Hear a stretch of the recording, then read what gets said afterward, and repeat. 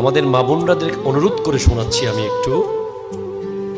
যেই নারীর স্বামী আছে সেই নারীর দাম আছে, ঠিক কিনা বলেন তো? একজন স্বামীকে যে নারী ধৈর্য ধরে সহ্য করে ধরে রাখতে পেরেছে, তাকে 100 মানুষের পিছে আর ঘুরতে হয় নাই।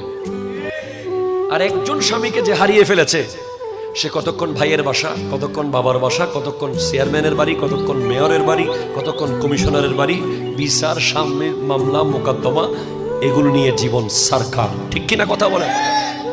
এবং স্বামীদেরও দায়িত্ব হলো বিবিকে চাকরানি মনে না করা।